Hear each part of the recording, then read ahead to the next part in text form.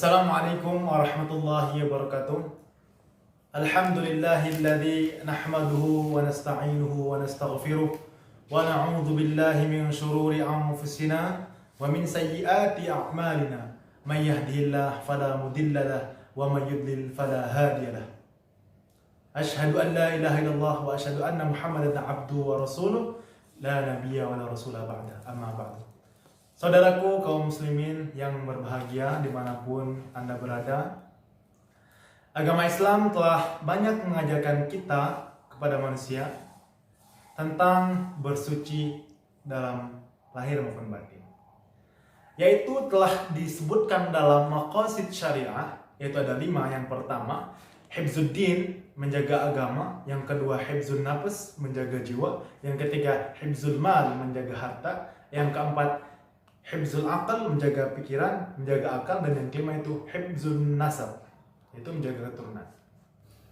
Dan dari konsep itu semua dapat kita artikan di sini untuk menghadapi era kenormalan baru. Yang pertama, bagaimana cara kita berperilaku baik dalam masyarakat. Yang pertama, sesuai dengan hadis Rasulullah SAW. Qala Rasulullah SAW, la darar wa la dirar. Jangan sampai kita membahayakan diri kita sendiri dan jangan sampai juga kita membahayakan orang lain. Dari hadis ini telah jelas bahwasannya kita tidak boleh membahayakan diri kita sendiri ataupun membahayakan orang lain. Ada beberapa pendapat tentang pemaknaan darar dan dirar dalam hadis ini. Yang pertama, darar yaitu perbuatan yang bisa membahayakan diri kita sendiri. Dan yang kedua, dirar yaitu perbuatan yang bisa membahayakan orang lain. Ada juga yang memaknai bahwa darar yaitu perbuatan yang bisa membahayakan orang lain, dan dirar yaitu perbuatan pembalasan pembahayaan yang dari sebelumnya dengan sengaja ataupun tidak sengaja. Adapun kontekstualitas hadis ini dalam era new normal, bahwasanya kita diharuskan untuk bekerja. Sedangkan harus kita pikirkan terlebih dahulu apakah pekerjaan yang kita lakukan ini bisa membahayakan diri kita ataupun membahayakan orang ramai, orang banyak. Misalkan masyarakat. Harus kita pikirkan dahulu. Apabila membahayakan, maka kita pikirkan solusinya supaya pekerjaan ini tidak bisa membahayakan orang lain maupun diri kita sendiri. Adapun kaidah lain yang mengatakan dar'ul mafasid muqaddam ala jalbil masalih. Menolak satu kemudaratan lebih diutamakan atau lebih diprioritaskan daripada mendapatkan kemanfaatan. Misalnya ketika bekerja kita dalam keadaan batuk dan bersin, tentu itu bisa membahayakan orang lain maupun diri kita sendiri. Maka langkah preventif dalam hadis ini, kita mengamalkan hadis ini, yaitu kita ketika bekerja harus menggunakan masker, menjaga jarak 1-2 meter, mengikuti protokol kesehatan yang telah ditetapkan oleh pemerintah. Tentu itu lebih utama daripada yang lain.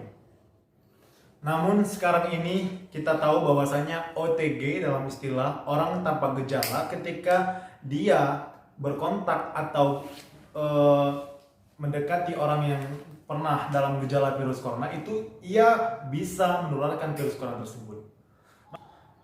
Maka itu kita harus sadar bahwa mengikuti protokol kesehatan sangat penting. Seperti setidaknya menggunakan masker kemana-mana, sering mencuci tangan minimal 20 detik, dan menjaga jarak. Insya Allah kita tidak membahayakan orang lain dan membahayakan diri kita sendiri ketika kita dalam pekerjaan. Sesuai dengan konteks hadis yang telah kita bacakan tadi, itu la darar wa la dirar. Dan ada juga hadis yang dari Rasulullah SAW yang juga bersangkutan, man darra darallahu bihi wa man syaqa syaqallahu alaihi. Bahwasanya barang siapa yang membahayakan orang lain, maka Allah akan membahayakan dirinya sendiri. Dan barang siapa syaqa, memberatkan orang lain, maka Allah juga akan memberatkan dirinya sendiri. Maka daripada itu, saya mengajak para hadirin sekalian yang dimuliakan Allah SWT, jangan sampai kita remehkan protokol kesehatan yang telah ditetapkan oleh pemerintah. Kemanapun kita berada, ke pasar, ke masjid, ke khalayak ramai, ke balai desa, jangan sampai kita tidak mematuhi protokol kesehatan di era new normal ini. Karena Suatu kaidah mengatakan ad-darar yuzal. Bahaya, suatu kebahayaan itu harus segera kita hilangkan. Ad-darar yuzal. Dan yang kedua, yang berhubungan dengan ketahanan fisik. Sesuai dengan hadis Rasulullah SAW yang berbunyi, qala Rasulullah SAW, al-mu'minu qawi khairu wa ahabbu ila Allah minal mu'minu dha'if.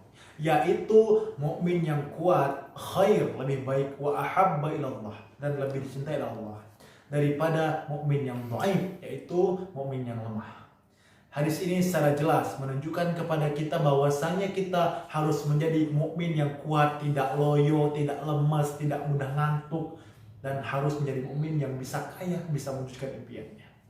Yaitu kuat dalam dua aspek yang penting. Yang pertama urusan agamanya dan urusan dunianya. Urusan agamanya itu ia bisa menjalankan perintah Allah yang fardhu ain dan sunnah, dan urusan dunianya ia bisa menjaga imunitasnya, menjaga fisiknya, menjaga kekuatannya, dan berolahraga dan segala macam. Bahwasanya seperti dalam ilmu kesehatan, bahwasanya ketahanan fisik itu berasal dari apa yang kita makan. Apa yang kita makan, baik atau tidak, halal atau tidak. Terkadang realitanya dalam kehidupan dua aspek tersebut, dua hal tersebut sering kita lupakan. Bahwasanya kita dari makanan yang saya sebutkan tadi, dari ketahanan fisik yang saya sebutkan tadi, itu sering terlupakan dengan kesibukan kita sehari-hari. Maka daripada itu, ketika imunitas dan kekuatan fisik kita tidak terpenuhi, kita lemah mental dan kita sangat rentan terhadap penyakit dan virus yang datang. Maka ada satu dalil yang menjelaskan tentang makanan yang sehat dan thayyib dan bergizi. Allah Subhanahu wa taala berfirman dalam ayatnya dalam surah Al-Baqarah, A'udzu billahi minasyaitonir rajim. Bismillahirrahmanirrahim. Ya ayyuhan nasu kulu mimma fil ardi halalan thayyiban wa la tattabi'u khutuwatis syaitan innahu lakum aduwwum mubin. Ya ayuhan nas, wahai manusia, makanlah kulu mimma fil ardi, apa yang ada di dunia ini, apa yang ada yang tersedia dalam dunia, di lahan pertanian, di toko, rezeki yang halal dimanapun Anda dapatkan, halal dan thayyib. Halal, bukan haram, bukan hasil riba dan segala macam, bukan hasil curian, bukan hasil maling, itu tidak boleh dimakan. Dan jangan tattabi'u khutuwatis syaitan, dan jangan mengikuti langkah-langkah syaitan, dan janganlah sekali-sekali untuk mengikuti langkah-langkah setan, karena sesungguhnya setan itu musuh yang nyata bagimu. Dan kita masuk yang ketiga, yaitu menjaga kebersihan dari aspek yang tadi. Yang ada satu hadis yang diriwayatkan oleh Imam Muslim nomor 223 yang berbunyi at-tuhuru syatrul iman, yaitu kesucian itu sebagian daripada iman.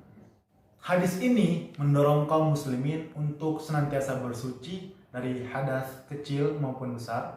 Yaitu hadas kecil kita tahu dalam berwudu, ada banyak sunnah yang dijelaskan, yaitu berupa istinsyaq dan istinsyaq. Istinsyaq memasukkan air dalam hidung, kemudian keluarkan istinsyaq, yaitu menjadi sunnah-sunnah daripada wudu. Kemudian berkumur dan siwak, menggosok gigi, dan itu sangat penting.